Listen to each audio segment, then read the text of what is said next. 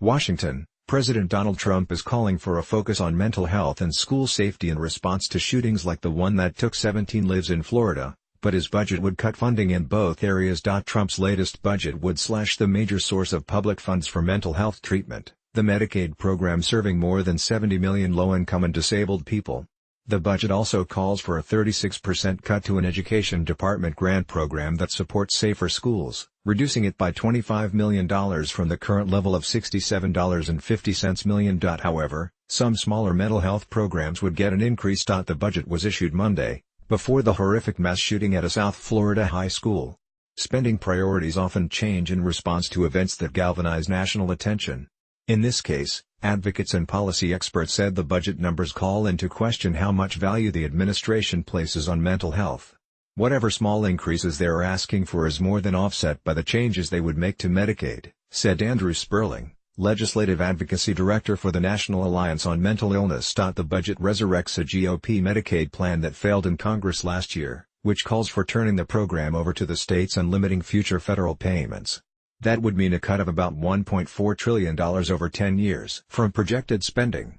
States would face hard choices over competing priorities like mental health or addiction treatment, nursing home costs or prenatal care for low-income women. The only area where I see the budget providing an increase is on the opioid addiction side, said Diane Rowland, a Medicaid expert with the nonpartisan Kaiser Family Foundation. Not all people who have mental health challenges are going to be substance abusers.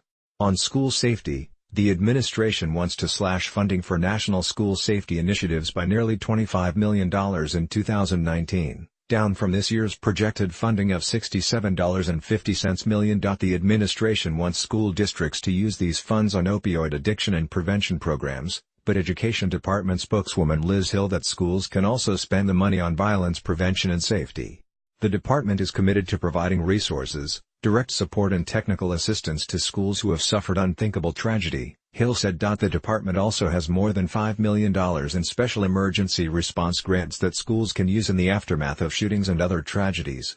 Hill did not address why a cut to the grant program was needed in the first place. Education Secretary Betsy DeVos on Thursday called on Congress to start a serious national conversation on tackling mental health issues in the aftermath of the deadly Florida high school shooting.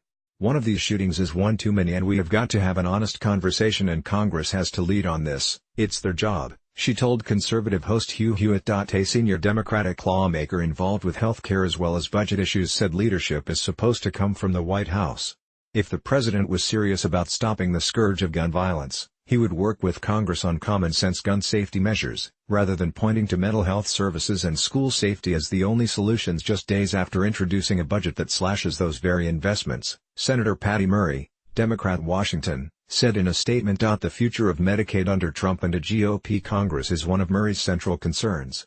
The program's role in mental health care was underscored by a Kaiser Foundation study that found the program accounted for 25% of what the nation spent in 2014, or more than $46 billion.